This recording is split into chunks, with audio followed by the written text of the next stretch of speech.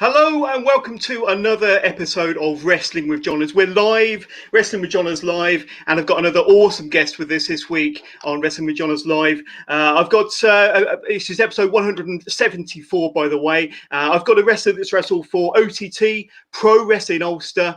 He's been part of the WWE and wrestled for NXT UK and so many other promotions. I've got none other than the AIR Catch champion, Tucker. So, Tucker, great to have you on the podcast, buddy. How you doing? Hello, sir. How are you? I'm very, very good. So brilliant to be talking to you. Been looking forward to speaking to you on this episode of Wrestling with Johners. First of all, I have to ask you kind of how is life treating you during this kind of pandemic era? We've kind of been in lockdown, or some of us have for about a year or so. How's life treated you? Has it affected you much? It certainly affected you, kind of your ability to get out there and wrestle as often, but how's life treating you at the moment? Yeah, hanging in there, my man, but very different, that's for sure. Absolutely, absolutely. So during this live broadcast, there will be an opportunity for you to ask Tucker any questions, send us your comments. Simply enter your comments into the bottom of your phone or whatever device you're using. You're seeing us live at the moment on YouTube, all across Facebook, and of course Twitch. And we'll do our very best in the next 45 minutes or however long this interview goes for to answer as many fan questions as you have for Tucker. Now, firstly, I want to talk about what you're up to at the moment in Tucker, because you're the current AIR Catch wrestling champion. So you've been their champion for a little over a year, and I know that circumstances has had a little bit of a say in the length of your reign, I'm sure. But AIR Catch Championship, they're based in France, aren't they, Tucker? So for those people that are watching or listening right now, tell us a bit about that promotion, because I must admit I'm fairly new to AIR Catch, but what can you tell us about that promotion? Amazing promotion. So I ended up coaching for them maybe the year of the tournament, so a good few years back now, and then they were running sort of smaller shows then, and then they've just grown massively since. Such a well-run organization as well, and then I ended up getting on so well with the guys who run it, and then became they're almost like best mates now. So like all those guys in France are super cool. And then a lot of the kids and stuff are always back at every seminar. So, Yeah. It's been, must be 5, maybe 6 years now. Yeah. Have you been with them that whole time? Because I know that you've had a few matches with them. You're now part of their coaching team for their academy. As you've said, you've been their champion since about February last year. But you've wrestled for them, I think, on and off since about 2018. Is that about right? Yeah. And how did you get involved in their academy then, their training camp? Because I know you're one of the trainers over there, as you've mentioned. Is this your first training role as a coach then, Tucker? I would have coached a lot in Belfast, sort of, for a couple of years now. And then I sort of fell in love with coaching for a long time. And then I got a random message from Stefan, the guy who runs the company, shortly after the tournament, just asking about if I did seminars and if I would be interested. And then obviously I was like, yeah, happy days, chance to go to France and something different. Absolutely. And then obviously my French is as bad as my English, mate. So. Well, I was going to ask you about that, Tucker, because I mean, my French isn't that great, but you're having to work over there. And I think one of your first matches, possibly your first match, I think it was against Les Gigolo, if I've got his name right. And you were trying to interact with some of the fans in French, and that they were actually interacting with you in English with some kind of wrestling chants that I certainly recognised. So you certainly created that bond with the French audience over in AIR Catch quite quickly. And I think that first match you kind of got over because of how you were trying to kind of engage with the audience over there. Yeah, it's probably still up there of one of my favorite matches, because you couldn't just say, oh, we can do this, that, and the other. You had to sort of think outside the box. And then it's a weird one with wrestling. I always say it's like you can talk wrestling, it's kind of its own language. So you might say, oh, you know, like John Cena, Steve Austin, and then I go, ah, yes, okay. But I remember being like kind of mad nervous, but like mad excited at the same time for that match, because I was like, oh, geez, I don't have a clue what this guy's saying to me. So if anything goes wrong, we can't really chat in there, you know what I mean? Yeah, So, absolutely. But I mean, I've spoken to wrestlers that kind of wrestle over in Japan and can't speak any Japanese. And I suppose, once you know how to run a match or lead a match, then kind of the art of wrestling just takes over essentially. yeah, 100%. 100%. Let's talk about kind of your early beginnings, because if I'm not mistaken, Tucker, you've been wrestling for about 14 years now. Is that correct? Yeah, look, when you put it like that, it's a long time, isn't It is indeed, but it? if my maths work out correctly, so you would have been about 15 or 16 when you started. Tell Yeah. us about how you kind of got into being a trainee as a pro wrestler. Then, how did it all begin for you? I'm guessing you've always had a lifelong love of pro wrestling, but what was that kind of light bulb moment that made you think, yeah, I want to start training? So I always wanted to be a wrestler, but I just didn't think Belfast kind of offered that. And then when I was a kid, me and my brother would have like quote unquote wrestled, obviously not very well and pretty dangerously. And then he used to work in Smith's toy store over here. And some kid came in, he was buying a wrestling figure, and he just happened to say, "Oh, my brother's a big wrestling fan, and he really, whoever he was buying, he was like, he really likes this guy." And he was like, "Oh, I'm actually training to be a wrestler." And he's like, "What do you mean?" So then he came. We were actually at the caravan that night. He came down. It was SummerSlam. I'm really bad with like years and dates, but it was Benoit versus Orton, I think, for the world title, maybe. So I think I would have been '04. Yeah, '04. Yeah, yeah. And then he was like, "Oh, this kid's saying that he's at a wrestling school in the Craig Road, which is a stone throw away from me, really." So like, then I ended up, I think on the Monday when I was in school, I said to one of my mates, and then remember that the wrestling channel was like a thing back then. Yeah, So me and him would have watched like Ring of Honor and all the like TNA stuff and everything that was on, all the like really unique stuff at that time that you'd never yeah. see anyone else kind of do. So like was in love with it. I still love WWE as well. Don't get me wrong, but like seeing the like the AJ Styles and stuff then was mind blowing because he was doing stuff that nobody had ever really done. So then I was like, right, I have to get down here and I have to give this a go. Yeah, absolutely. And I know that we spoke a little bit off air and through my research. Am I right in thinking that I don't know whether it's straight away, but fairly early on in your training, you was actually trained by Fergal Devitt, Finn Balor, and Paul Tracy. So how did that come about? How did you start getting trained by Finn and by Paul?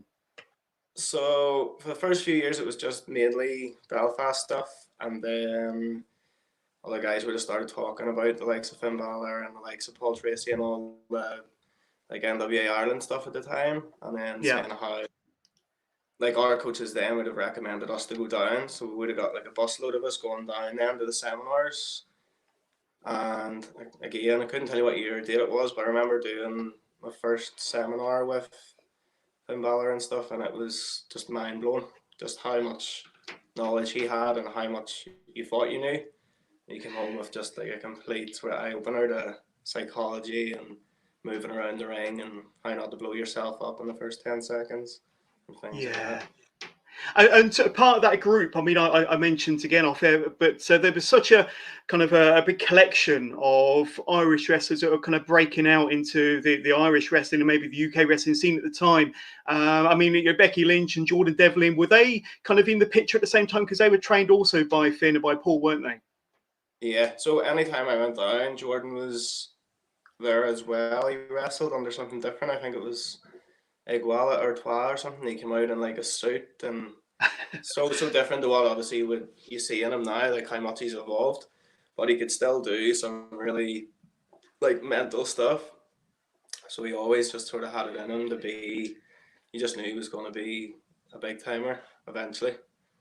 Yeah, and I mean, we know you nowadays as you like your strikes. Are very versatile in the ring. You're good in the air, off the ropes as well. But what type of wrestler and what type of character were you kind of in them early 2 or 3 years? I'm guessing you've evolved and changed entirely in 14 years. But how was your wrestling style, and did you have much of a wrestling persona back then? I was just like a wild kid back then. So when we first broke in, they kind of sat us down, and when I started wrestling, I was about eight, just over 8 stone, so I was pretty small. And we started to get like good at the technical side of things and the moves and stuff at training, but they were kind of saying, look, he's a really good in ring and he can carry a good match, but you're too small and we can't put you on our shows because it's not going to be believable. And then the time it was UCW, like Ulster Championship Wrestling, that was way back. And they had sort of said to us, look, we've got a spot for you. You guys are going to be in a rumble. So we were over the moon. Like, I was excited, obviously, like, oh my God, first show, this is going to be mental. And the plan for that rumble was we were coming out as two, like, Belfast spides or chavs, if you will. So we had, like, a bottle of cider each, Adidas bell bottoms on, Burberry caps on. And I actually came out then the Scooter Fire, which I still come out to this day, actually. They were like, oh, you know, it should get a good pop. So the crowd went absolutely insane because obviously it was two kids. It was me. It was John and Tucker was the tag team at the time. It was one of my mates, Chris, who I actually started with. And then during that rumble, one guy ended up getting injured in the match before. And then someone got injured in the actual rumble itself. And they were like, look, there's 2 slots here. We're going to send you out again. So we ended up going out again. Crowd went mental. And then they sent us out again the third time. The crowd lost the plot kind of thing. So it ended up actually working out so well for us because it got us super over as these 2 absolute head case kids just running in and screaming and shouting and getting their asses whipped. Like, you know what I mean? That's awesome. Have you ever reprised the Burberry cap at all, you know, since them early days? I think it's probably still in my mum's house somewhere. I know those bell bottoms are still there and they look ridiculous. They look ridiculous. But probably better off left in the past, I would say. Probably better off left in the past. So. I mean, you mentioned just a moment ago, Tucker, that when you started, you was, you know, small. You was 8 stone. But when did you? I mean, your physique has obviously come a long way since then. You've put in a lot of work, a lot of graft to kind of get the physique that you have currently. When did the you know, concentrated on your body and maybe the diet and, you know, nutrition and the weights come into it?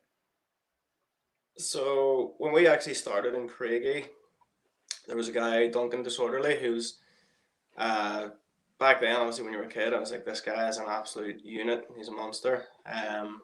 He was always in great shape, and I remember when I used to watch the UCW shows, he was the standout guy, and he was the guy everybody went home talking about. But to me, he had the whole package. He could move. He was big. He looked jacked up. He looked like a wrestler, if you know what I mean.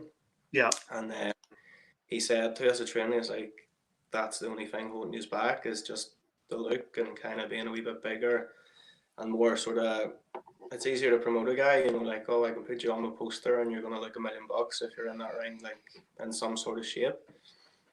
So then that was pretty much me joining the gym and thinking I was going to be the next John Cena.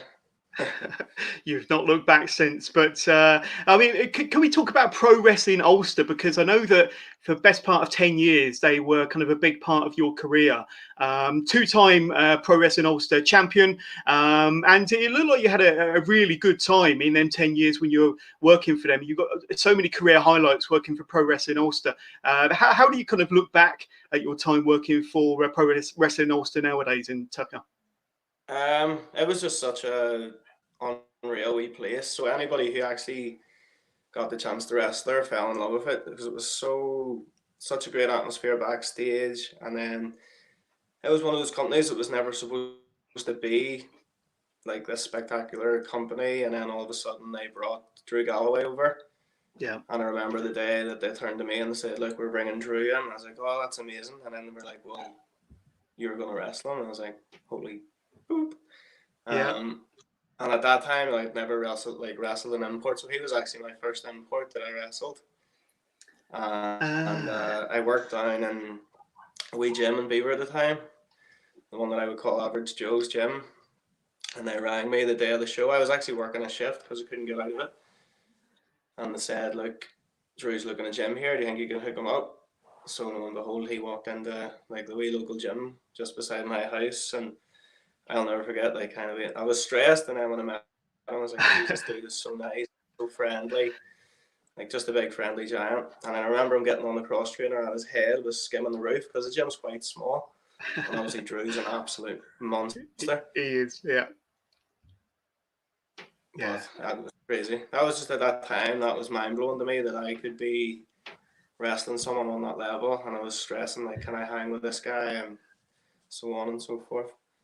Yeah, and I know that you did have a match with him. I think he was fresh off of his WWE contract as well, if I'm not Yeah. mistaken, in 2014. And like I say, he put you over big time after the match. I mean, you've also had some amazing matches in Pro Wrestling Ulster with the likes of, I've got a list here: Davey Boy Smith Jr., Matt Yeah. Sydal, Corvin and Bonesaw, Al Snow, Big Damo just before he went off to NXT. You mentioned Drew there. So it's kind of a list of who's who of the UK and the international wrestling scene. Really, that you've had a chance. You've had some fantastic opportunities against some of these guys over at Yeah. Pro Wrestling Ulster. Definitely. Big Damo has just been instrumental for me as well, because I ended up wrestling him in a place called Ballycastle, which is like an hour or two away from Belfast. And I was the first guy just to go up to him and say, "Oh, how you doing? Anything you need?" And then it ended up us two kind of working each other. And then after the match, he was like, "Man, your stuff's great." And he was like, "Oh, what's your Twitter handle?" And I just remember being like, "Oh, I don't have Twitter, mate. I can barely work a phone," which is still true to this day. And he was like, "Oh, you need to get Twitter and you need to start putting yourself out there and blah, blah, blah." So I think the weird thing with me in wrestling is, like, as a kid, I was never big, and I never had like much confidence. And then you'll hear a lot of people saying it. It kind of brings you out of yourself as a person, because you're meeting new people every weekend and you're kind of having to talk to people, because if you want to put a match together, you have no choice but to. And him and me ended up sort of hitting it off and just staying in touch with each other then after that. Because he thought I was working on it. I was like, "Oh, I don't have Twitter." And he started laughing. And he goes, "Are you serious?" Yeah.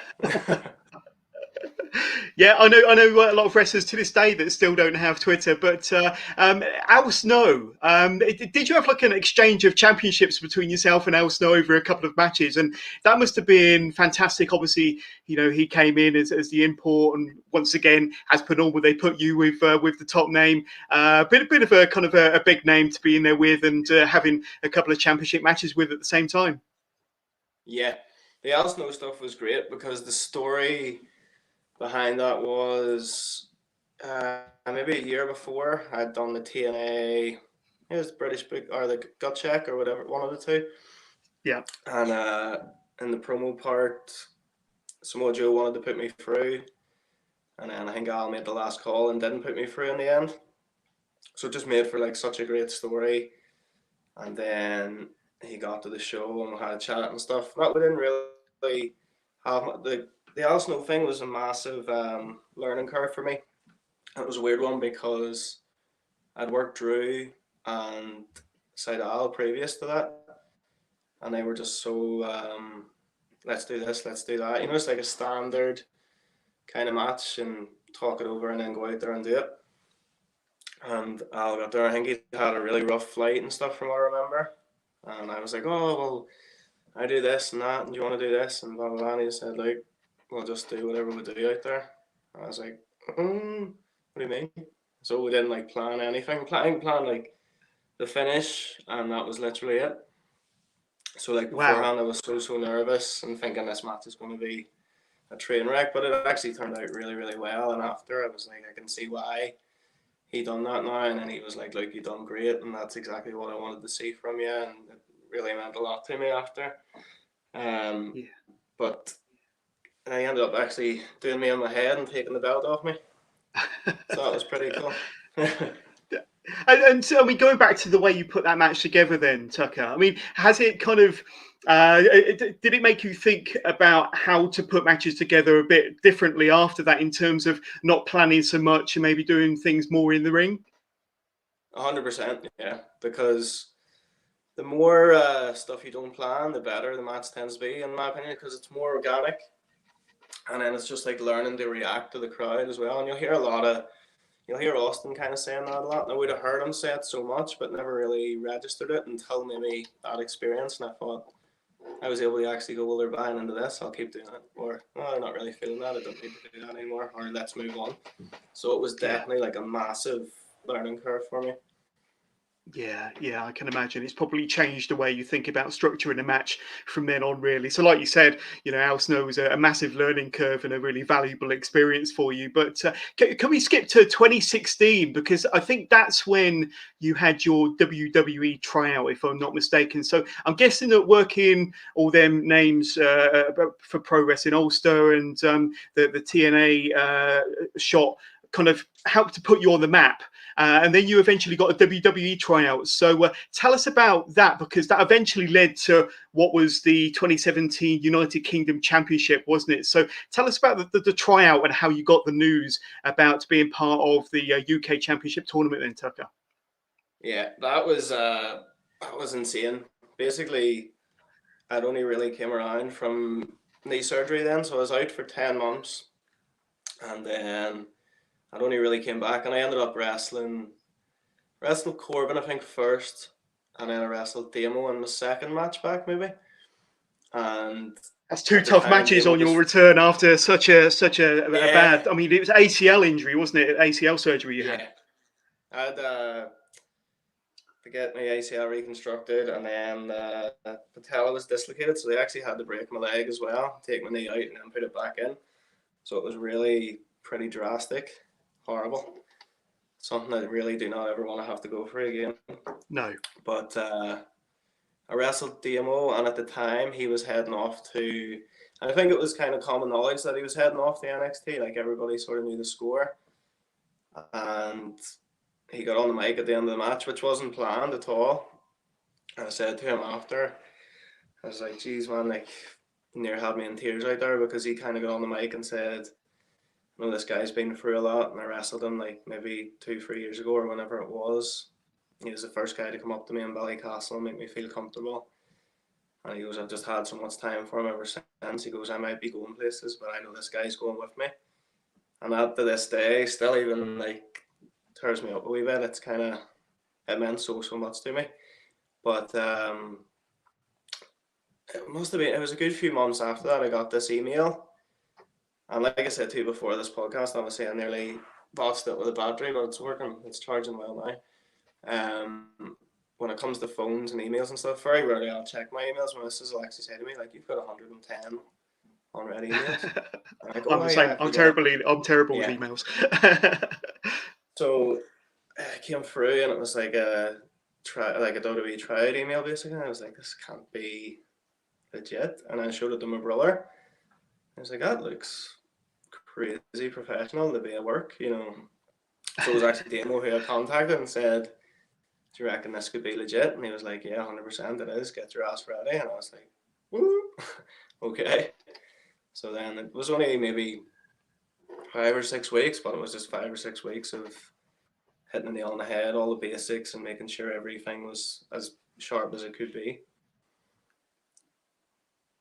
Yeah, and obviously you had your tryout, and that led to the news of you being included in the United Kingdom Championship tournament, which was kind of the shot in the arm. I think that British wrestling needed. It really did put a lot of British wrestling talent on the map. And I remember the picture or the footage of all you guys standing on the stage there. You got Hunter in the middle, you've got Finn one side, Regal the next, and all you guys kind of looking your best kind of on the stage there. How did you get the news, first of all, that you were going to be part of that tournament? And then what was that kind of experience like of that day? I think it was in London, wasn't it, the press conference? Yeah. I was actually working at the time in a gym called Girdwood, just across town from me. And it was like a really weird place. And the place I was before, I was really happy in. And they kind of put me in this gym to bring the memberships up. And the manager in the place didn't really get on great with me. And it was the first time I'd ever worked somewhere and not got on well with the manager. It was like so strange to me. And there was supposed to be an induction in. And then my phone was vibrating like mad in my pocket. And I was waiting on the induction. I was like, I'm just going to check and see what this is. And I looked at it and it said United States on it. I was like, what? And I didn't think, I was like, I'm going to answer this. What could this be? So I answered it and I was like, hello. And it was Regal. Wow. Like, what? So I just like sprinted down the fire escape. I was like, the induction can free. I was like, hello, hello. And he was like, look, you remember you were at the tryout a couple of months ago? And I just sort of thought, it's a weird one with the tryout because it goes really well, but you know, you could do everything perfect, but that might not be what they're looking for at the time. Yeah. So it's just human nature. You start to think like, oh, that's not going to work out this time. And I said, look, we're going to be running a tournament. I'm just wondering if you're interested and would like to offer you this contract for this amount of money. And it was like, yeah. He was like, do you need time to think about it? I was like, nope, definitely not. Sign me up. So then I remember just getting back upstairs, and I think that same day, the manager tried to have a go at me about something, and then I walked down at the end of my shift and just handed him this hand. I was like, no problem, take it easy. Yeah. It was quality, man. So good. Yeah, well, see you later, mate. I'm off to WWE. Yeah, I'll catch you. Pretty much. And then the next time we see you is I think it was February very early 2017 in Blackpool for them 2 nights. Now I was kind of sat in the comfort of my own living room watching it on the big TV, but you were lucky enough to be there. You experienced both nights with the fans. I mean, the atmosphere in the Empress Ballroom was fantastic over them 2 nights. But being part of that experience, you know, and for everybody else involved as well backstage, it must have been, you know, elation backstage because of how it all went down. It was incredible. The day that the bracket came out for that, I read it backwards, so I just thought I was opening the show. And when we got over, then they were obviously prepping the show and stuff, and they were reading out the card, and I was sitting like bite my nails thinking, oh no, I've been dropped off the card. And the matches were going on, and obviously my name wasn't being called. And then they were like, first night main event, Tucker, Tyler. And I remember just like everyone turning around and looking at me, and me just thinking, oh shit. But my heart was just like beating out of my chest, thinking this is going to be heartbreaking to ring my mom and be like, oh, I'm not actually on the show. But instead, I was ringing her to say, I'm the last match on the show. And she was like, oh, so we'll have to wait and see you then. I'll have to watch all the rest of it. Yeah. And let's talk about that match, because in my opinion it was the match of the first round, and it was an incredible match. And to be honest with you, I mean, I saw Tyler Bate wrestle when he was about 17 a couple of years earlier, but there was a lot of names there that were young, that were just breaking through. You were making a name on the Irish scene, but probably not so much over in England. So, you know, you were trying to make a name for yourself as well. But you two kind of stole that first round, in my opinion. And you very nearly stole the match as well when you did your super duper kick, which sent you flying out the ring, which was unfortunate. But it was a great match between the two of you. Just thinking, had you have stayed in that ring, those 2 days could have gone a whole lot different for you. But tell us about that match. What do you remember about that match anyway, Tucker? What I always remember is like before how nervous I was and how calm Tyler was. It was ridiculous, and he was a proper kid then. He was not 19. 19, yeah. Yeah. And he was just sitting there calm as you like. I was like, "You okay?" And he was like, "Yeah, you okay?" And I was like, "No." And I remember where you went out, so I was standing like a gorilla basically, and there was like a little iPad on the wall. And we had done like the car wash thing where you did like all your interviews and your kind of pre-talk, just explaining who you were and what you were and blah blah blah. And they played these wee preludes like the last couple of weeks coming up to the tournament. And I remember in mine, I'd said like, oh, you know, nobody throws a super kick like me and blah blah blah. And there was pure backlash on Twitter from a few people that I didn't know. And one of the Young Bucks actually had tweeted just being like, oh really? Question mark or something. So then Jordan actually turned to me and he goes, if you're throwing a super kick, you better hope it's good. So at this time I'd never actually really done, I did it maybe once on like an indie show, and oh really? Wow. it went over so well, and then I was like, God, I may absolutely take this man's head off if I'm throwing this. And I'll never ever forget that whole match was just, it was insane. It was like a dream, and it sounds a bit cheesy to say, but I just felt so comfortable before. Like the second before going out that curtain, I have never been more stressed in my entire life. heart was absolutely racing. Thought I was going to blow up walking to the ring. And then everything in the match just flowed. Testament to how good Tyler is, because I'd never ever been in the ring with him. I'd seen a lot of his work, but he was just incredible to work. And I still to this day think he's one of the best in the world. He's ridiculously good. Yeah, But yeah, absolutely. And he's only 24 now, so I just think, yeah. well, I would just think how good he is now and how good he's going to be in a few years' time. But like I say, when things get back to normal, hopefully we'll see a lot more of him and you. But how did you come up with the super duper kick then? Because it's no ordinary super kick, is it? Because you kind of leave the ground. It reminds me when I see it, maybe a combination of a super kick and a claymore kick. But how did you come up with the move? Was it by accident? To a degree, yeah. So I was working a guy called JDP back home, and he had like a beard that makes mine look like a baby. He had this big insane beard, so I knew how to catch someone and just make it look insane without really killing them. And we were working a match, and I hit him with this super kick, and my head was like, that was so sweet. And he just kind of stumbled and said to me, he was like, oh, you didn't hit me enough. And I remember just being so annoyed. So I was like, right, okay. And I just left my feet and absolutely drilled him.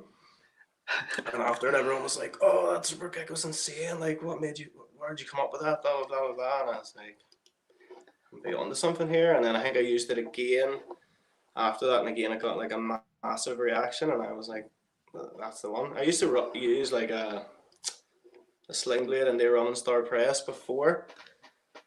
And then after I hit that, I was like, that's getting like 10 times the reaction. And even like guys in the back were talking to me about it. Like, did you kill that guy? Is he okay? You know. So then I was like, if the boys in the back are popping like that, and this needs to be the one.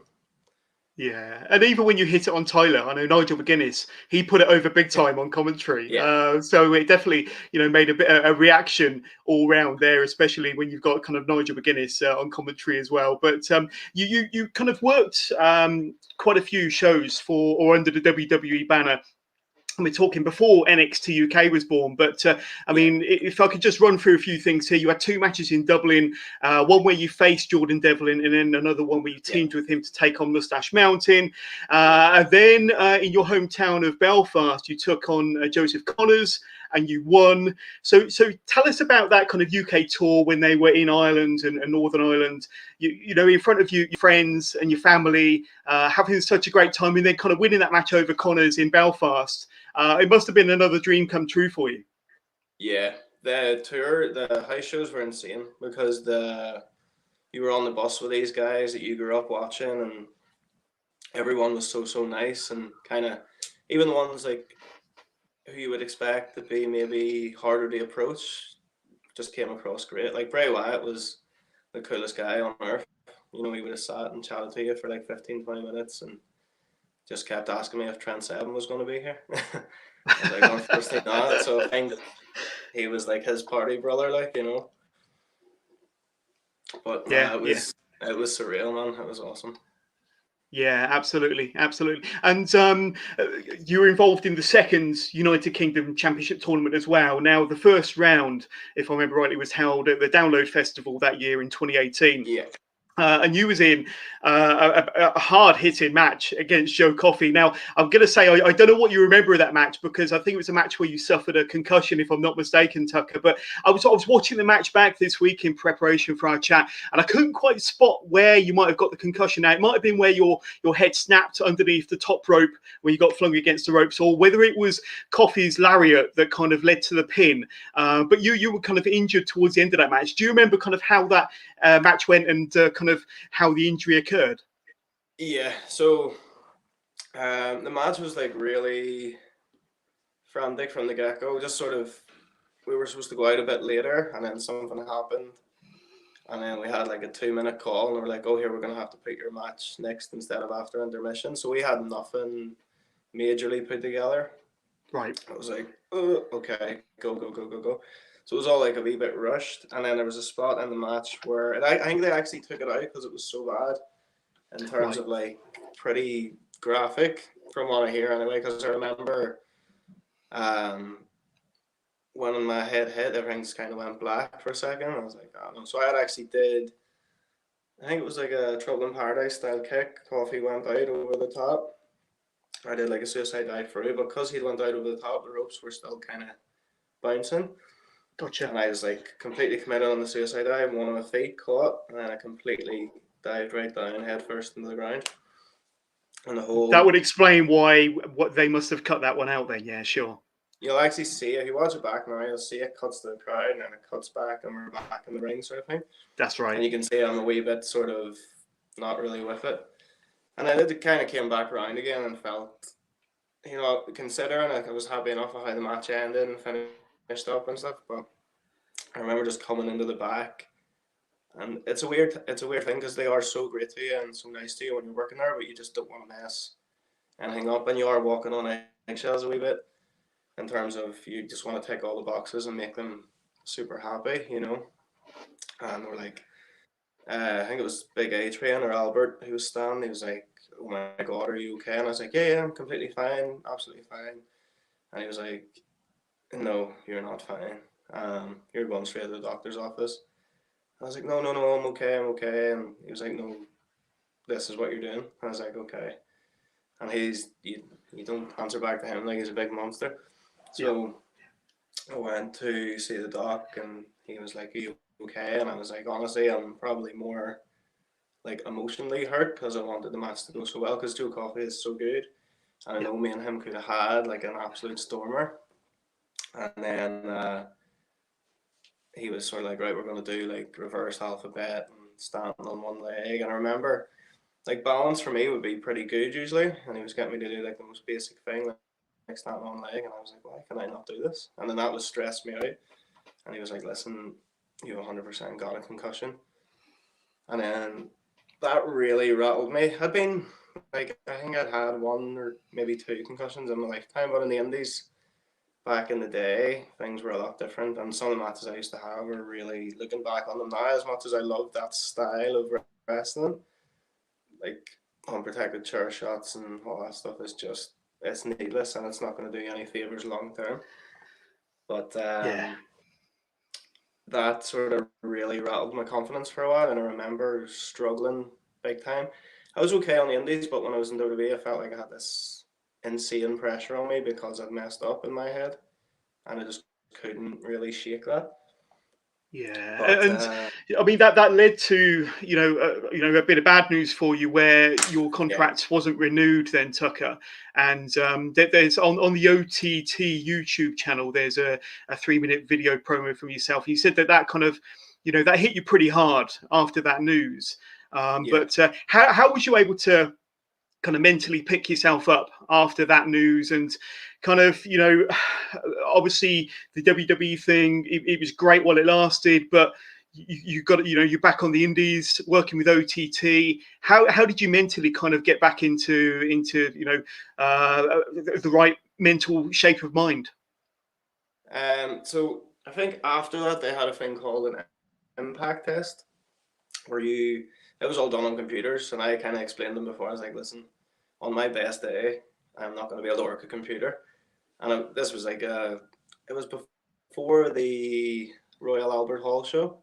Right. And Brookside at the time, he was so good, and like always would have put me aside and chatted to me and said, "This is you're doing great at this." And he actually was the booker for me and Tyler in the Blackpool show. So after that, me and him really bonded. And the way that match was, he was like, "Listen, this sounds great. I'm not going to really dip my toes in it too much."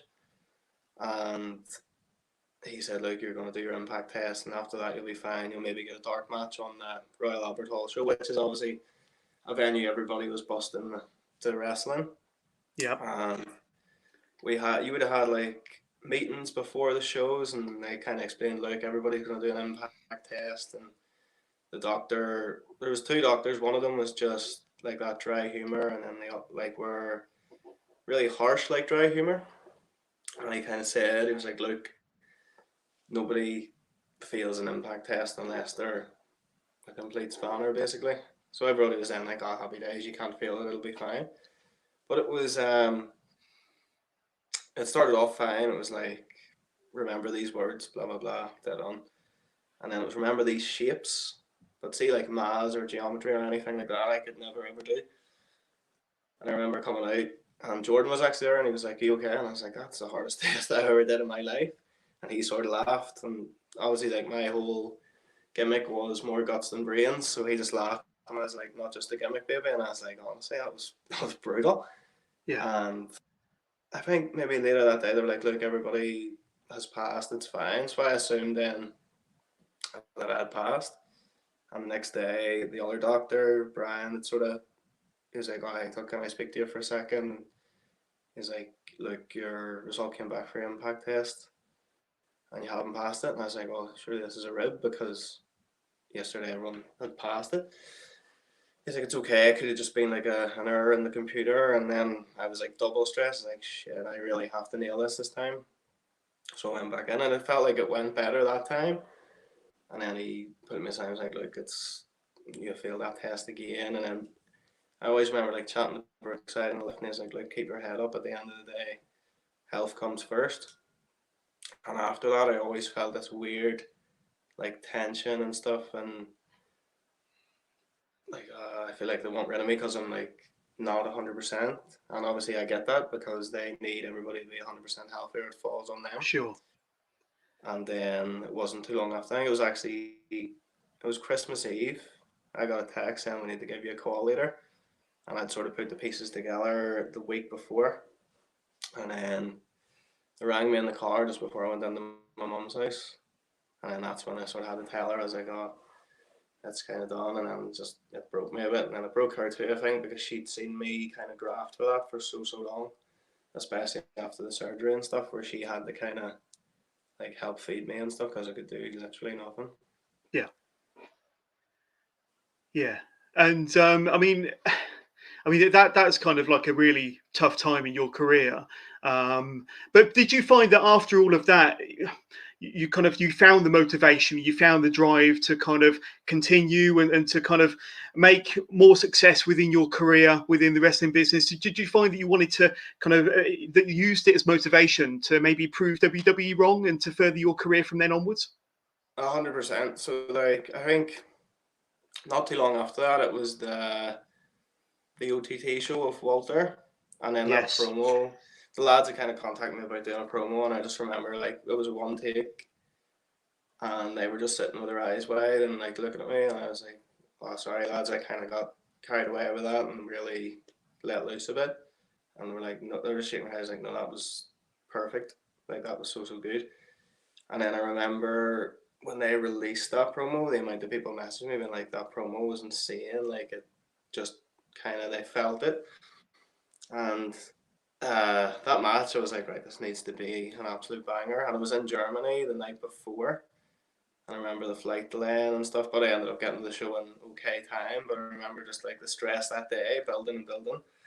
And then the crowd in Belfast for that match were ridiculous, like just insane. Up there in Yeah. terms of atmosphere, that probably one of the best atmosphere I've ever wrestled in. It was crazy.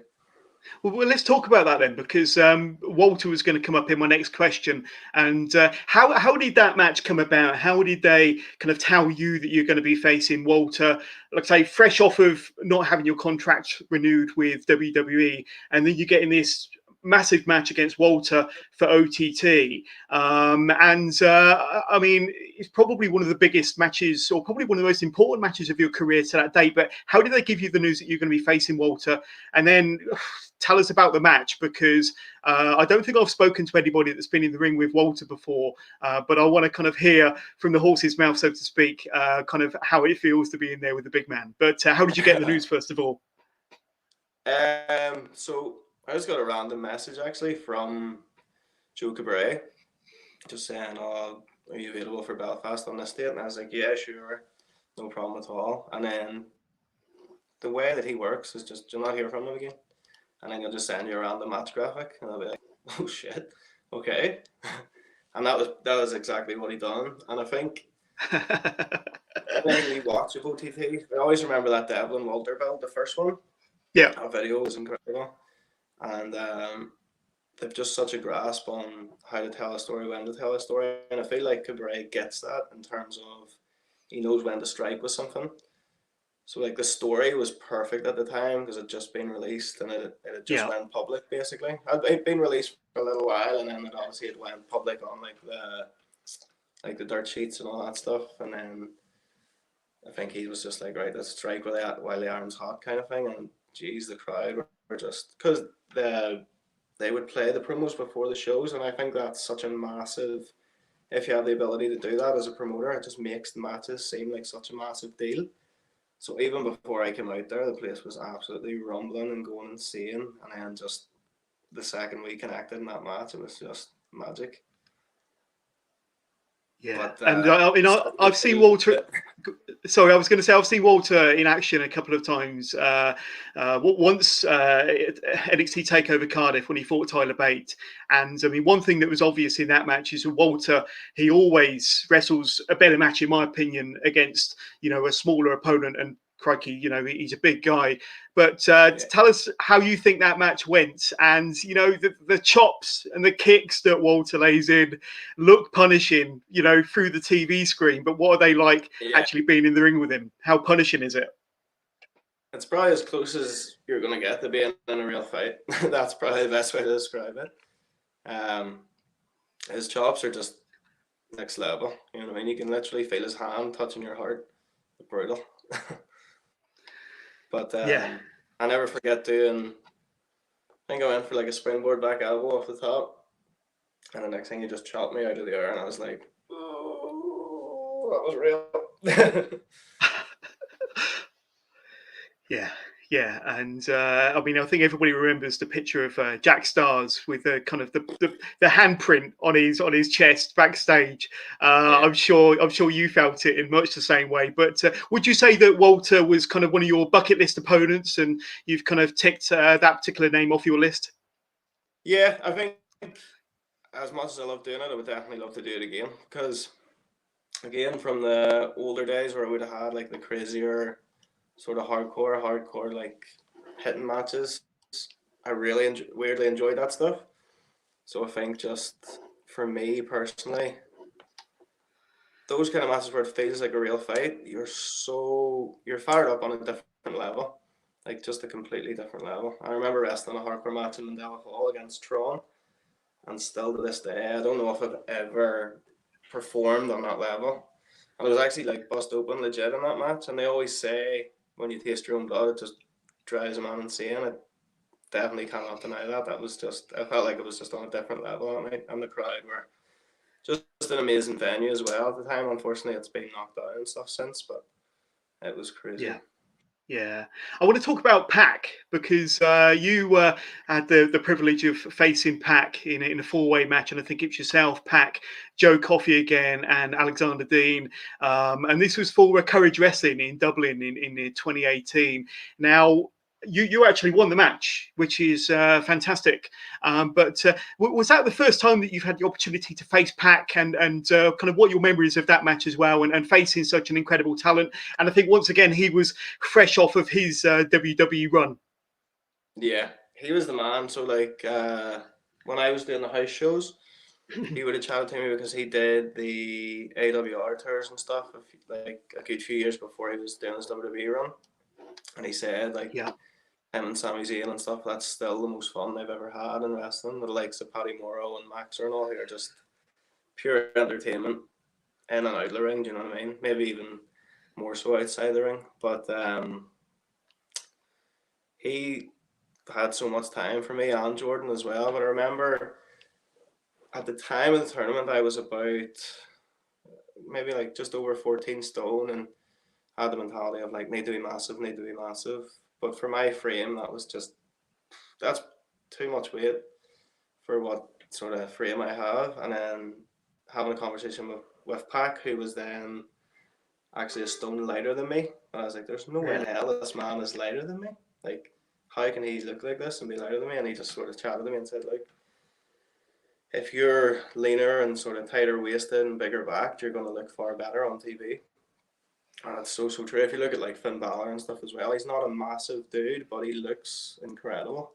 And obviously he moves incredible too. So that's whenever I started sort of getting a bit leaner and kind of cutting I know more, and it's paid dividends because my joints and my strength hasn't differed either. It's just kind of made my in-ring work so much sharper and so much better. Yeah. And have you had to look into a different type of nutrition as well since getting that advice and working differently in the gym? Have you had to work on your diet as well? Yeah, 100%. So like, I would have reduced my carbs, not drastically. I still would have had like a good carb intake post workout, but outside of that, I would have just went like higher fats and um, less carby meals. Just personally though, like my body doesn't react as well on carbs as what someone else's might. So there's no perfect. Here's a dad sheet that's going to work for everybody. You just need to play around with a lot of stuff, you know. Yeah. Yeah, absolutely. I've got a question from somebody that's watching this. What are your plans for the future then, Tucker? Is a return to WWE on the cards, or maybe something you'd like to do? But I think the bigger part of that question is what are your plans for the future?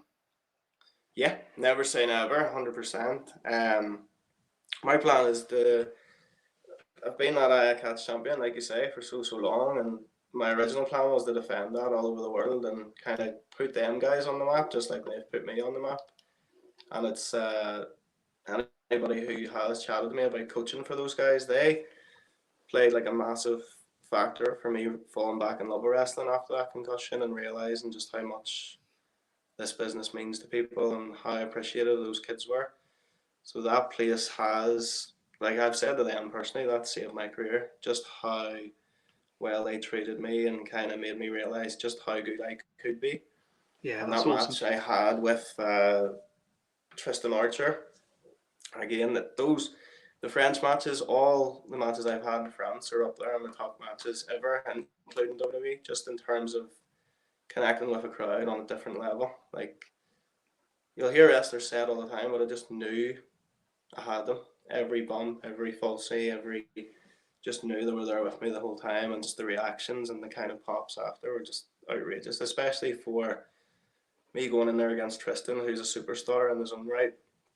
He's probably the biggest name in France, maybe ever, and just the love and respect from that crowd, and then him after, he's just such a great bloke as well. Speaks better English than me too, Flipsy.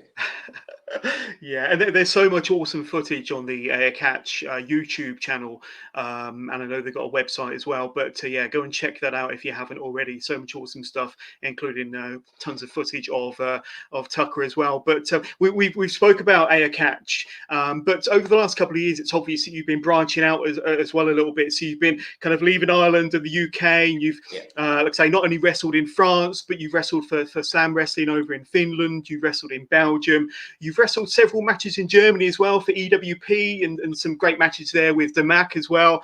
Was it a conscious decision on your part to kind of branch out to other countries after your WWE experience? Did that kind of give you some thought? Right, okay, I need to get my name out there on a wider scale.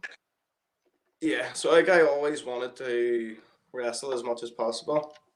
It was again just like putting the CV together and kind of work at a computer. That was always my biggest downfall, and still is, like social media and stuff. I have social media and it's grand, but I'm clueless with it. I can post a picture now or a video, but that's about the height of it. Um, I was just very, very lucky to have that exposure from WWE because it sort of put my name on the map with a lot of people. And then I think I working then for this company and that company, and then them telling this guy, oh, I booked this guy and he done a hell of a job. And I always, when I'm coaching, I say this too, like, if you do get the chance to go and work somewhere, make sure you go and chat to everybody and you're just be as good a person as you are a wrestler. In fact, if not better. Do you know what I mean? Yeah, absolutely. Just be respectful and grateful, and you'll kind of get that back in return. And that's what I would say about Catch. And then when I wrestled in Finland, they treated me like an absolute king as well, and took me to one of the coolest gyms I've ever been in too. So shout out to Starbuck for that one. Yeah, and I've got to say, what was it like to wrestle Damo? Because you've had several encounters with him. He's really, a top name over in Germany. He's part of the Cruiserweight Classic back in, I think it was 2016 or whenever that was. That was an awesome tournament and kind of got his name out there on a bigger scale. But he's an awesome talent, isn't he? Yeah, he's unreal. And it's like, it's a weird one. As good as he was in the Cruiserweight Classic, it didn't really do him justice as well. I think I had 2 matches back to back with him over 2 months and just loved him. Absolutely loved him. Such an easy guy to work as well. Such a great, like you say, just such a great talent.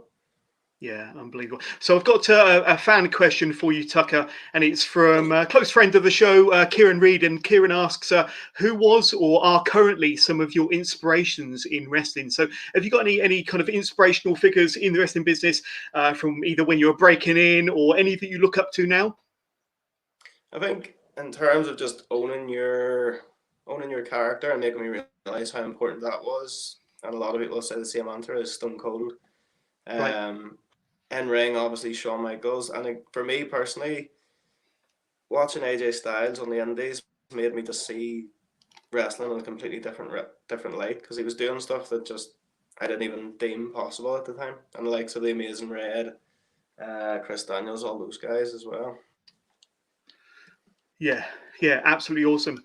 So thank you, Kieran, for sending that one in. Are there any other opponents? We mentioned about a bucket list earlier, and certainly Walter was on there, maybe Pac as well. But any other opponents? I know it's difficult times, not much wrestling is happening, certainly on the independent circuit. But anybody you'd like to kind of get in the ring with in the future, whether it be in the UK or abroad? I would love to wrestle Walter again for sure. Yeah. I think that would be great. A lot of the guys on AEW as well. A lot of dudes. I would love to wrestle Moxley too. I think that would be quality. I just think That'd be insane. Yeah, just that he's a head case and I'm a head case with him in there too, and I think it would be known. We probably couldn't hit each other hard enough, that way. And that's the kind of stuff that I love. You're not going to be afraid to hit each other. You know what I mean? Yeah, absolutely. And final question before we wrap up then, Tucker.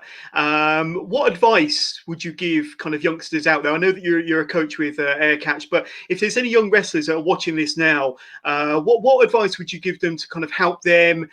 Something you wish you'd told yourself or maybe knew back in the early days of your career, but any advice you'd like to give some young aspiring pro wrestlers out there? It'll be an ironic one at the minute, obviously, but travel as much as you can when it's legal. Yeah. Get yourself in as many different coaches and aspects of wrestling that you can do. The likes of I couldn't tell you again what year it was, not too long ago, but Dano or Dean Almark was over, and I would watch a lot of his stuff on YouTube, and then me and him are really close now, like almost best mates, and would chat almost every day. But him on a technical level is just a different gravy. And to be honest, watching him I did the All-Star camps last summer, watching him work any style, give that man any style, and he can do it better than anybody, honestly. I think he's one of the best in the world, and I feel as if, obviously lockdown's kind of affecting him now, but he was just starting to finally build up the steam that he deserved to have for so long. Yeah, absolutely. And like I say, we had Dean Allmark on this show just over a month ago, and such a great guy and such an awesome pro wrestler. He really is kind of a legend in the business and still doing the business. But Tucker, before we say goodbye, it's an opportunity now for you to throw out any social medias and any plugs, so where we can find you. I know you said you're not kind of very technical savvy, but you do have all the socials. Where can we find you on Instagram, Twitter, Facebook? And if you've got any merch as well, my friend. Yeah, I think my Instagram and Twitter are the exact same, so it's at @Tucker_UK CT on both. And merch wise, my missus is going to actually do it for me and put it in the wee highlights bit. So there's just pictures and stuff at the minute and t-shirts, but there might be in hopefully the near future, depending on the financial situation. Sounds good. We'll definitely plug that as well when they're available. Can't wait to see all of that. But Tucker, it's been absolutely awesome speaking to you. I want to thank you for spending the last 60 minutes with me. Thank you very much, my friend. Cheers, buddy. Thank you very much. Yeah, take care.